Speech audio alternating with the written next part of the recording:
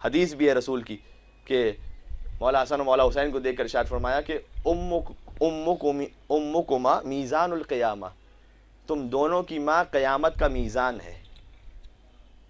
قیامت میں جو میزان ہے، میزان کا مطلب کیا؟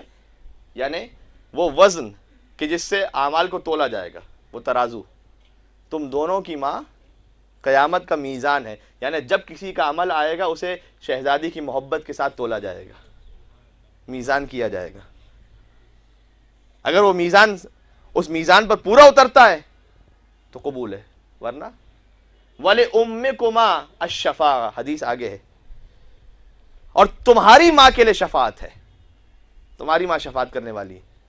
اور اگر میں صحیح عربی ترجمہ کروں تو ترجمہ یہ ہے کہ فقط تمہاری ماں شفاعت کرنے والی ہے۔ اگر ہوتا کہ الشفاعۃ لأمکما تو ترجمہ ہوتا تمہاری ماں شفاعت کرنے والی ہے، لیکن جملہ یہ ہے کہ لأمکما الشفاعہ، عربی میں آگے پیچھے کر دینے سے ترجمہ بدل جاتا ہے، تو اس کا ترجمہ یہ کہ فقط تمہاری ماں شفاعت کرنے والی ہے۔ اب یہاں علماء نے ایک بحث کی ہے کہ شفاعت کرنے والے تو بہت سے ہیں، قیامت کے دن فقط بیوی تو شفاعت نہیں کریں گی، حتیٰ عام عالم کے بارے میں، حتیٰ ایک عام مومن کے بارے میں لکھا ہوا ہے کہ اسے بھی شفاعت کا حق ہوگا، وہ اپنے رشتہ داروں کی شفاعت کر سکے گا، وہ اپنے پڑوسیوں کی شفاعت کر سکے گا، وہ عالم جن لوگوں نے اس کے علم سے استفادہ کیا ہوگا ان کی شفاعت کر سکے گا، تو عام انسان کو بھی شفاعت کا حق ہے۔ کیوں رسول کہہ رہے ہیں کہ فقط بیوی کو شفاعت کا حق ہے؟ اس پر علماء نے اس کا جواب دیا ہے کہ اصل میں بات یہ ہے کہ قیامت میں کوئی بھی شفاعت کرنے والا ہو، اس کی شفاعت اس وقت تک قبول نہیں ہوگی جب تک اس پر بیوی کا امضا نہ کر دیا جائے، جب تک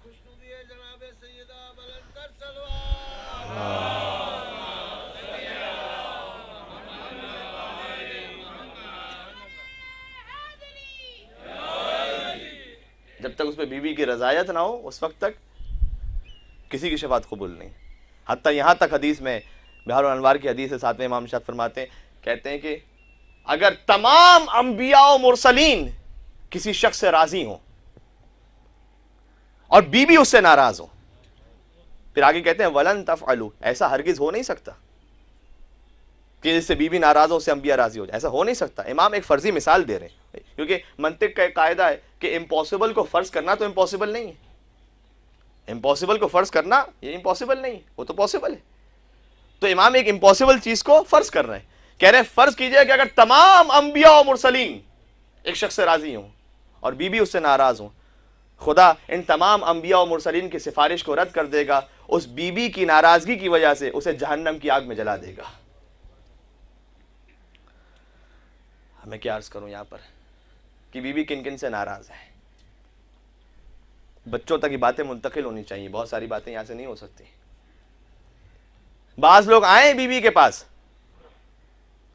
کیونکہ انہیں معلوم تھا کہ بیوی ناراض ہے ہم سے، جنہوں نے دروازہ گرایا ہے وہ آئے ہیں بیوی کے پاس، کم سے کم ظاہری طور پر معاملہ سیٹل ہو جائے۔ آپ بیوی کی شان دیکھیے، بیوی دیکھ رہی تھی مستقبل میں، یعنی بیوی کی شہادت کی وجہ سے ہدایت ملی ہے نا لوگوں کو۔ آج جو تشیع باقی ہے وہ بیوی کے اس شہادت کا صدقہ ہے، لہذا بیوی دیکھ رہی تھی۔ تو جب وہ آتے ہیں، اگر بیوی کو معلوم ہوتا، اور بیوی تو عالم الغیب ہیں، معلوم ہوتا کہ واقعی سچے دل سے توبہ کر کے آئے ہیں تو بیوی قبول کر لیتی۔ جب حسین ابن علی نے حر کو قبول کر لیا تو کیا بیوی ان کو رد کر دیتی؟ نہیں، بیوی رد نہیں کرتی، بیوی کو معلوم تھا یہ سچے دل سے توبہ نہیں ہے، یہ ظاہری طور پر حالات کو درست کرنے کے لیے توبہ ہے۔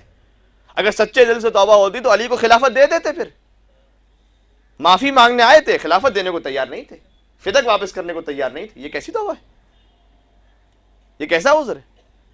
تو آئے ہیں ظاہری طور پر، بیوی سے کہا ہم آپ سے ملنا چاہتے ہیں، بیوی نے کہا لیکن میں تم سے نہیں ملنا چاہتی۔ جاتے ہیں علی کے پاس، اے علی آپ سفارش کر دیجئے، ہم بیوی سے کچھ بات کرنا چاہتے ہیں۔ مولا علی اپنے اس کرم کی وجہ سے، اس مہمان نوازی کی وجہ سے، چاہے کوئی بڑے سے بڑا دشمن بھی آیا ہے مولا انکار نہ کر سکے۔ مولا تشریف لاتے ہیں گھر میں، کہتے ہیں کہ اے فاطمہ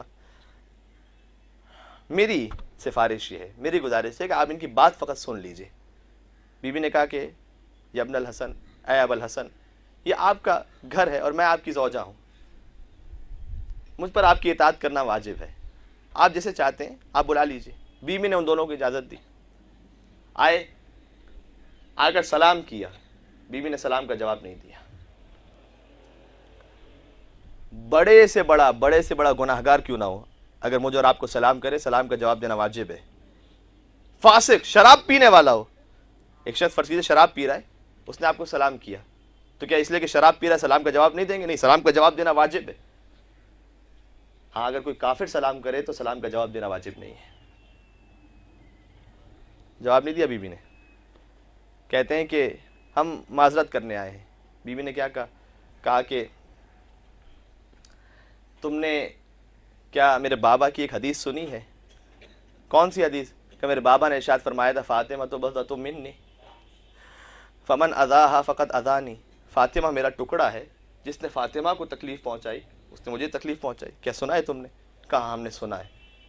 بیوی نے کہا میں خدا کو گواہ بنا کر کہتی ہوں تم دونوں نے مجھے تکلیف پہنچائی. میں ناراض ہوں.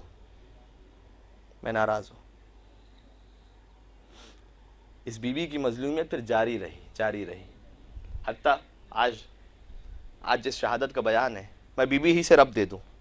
جب بیوی قیامت میں تشریف لائیں گی تو کیسے تشریف لائیں گی؟ اعلان ہوگا غضوا ابصارکم، اہل محشر اپنی نگاہوں کو جھکا لو، اس لیے کہ رسول کی بیٹی آنے والی ہے.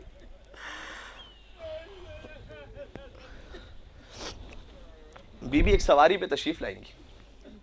سواری جب بیوی حاضر ہوں گی، وہ نور کی سواری آئے گی. جب بیوی باہر نکلیں گی تو بیوی کے پاس کوئی سامان شفاعت ہوگا اپنے چاہنے والوں کے لیے، اپنی امت کے لیے. اس سے پہلے ایک اور جملہ کہہ دوں، بیوی سے پہلے حضرت خدیجہ تشریف لائیں گی.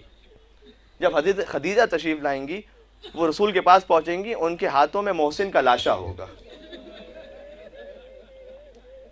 محسن کے لاشے کو لے کر آئیں گی اور فریاد کریں گے اے اللہ کے رسول، امت نے میری بیٹی پر یہ ظلم کیا. سوال یہ ہے کہ بی بی خدیجہ محسن کا لاشا لے کر آئیں گی تو بی بی زہرا کس کا لاشا لے کر آئیں گی؟ روایت میں ہے کہ جب بی بی زہرا تشریف لائیں گی تو سامان شفاعت علی اصغر کا لاشا ہوگا.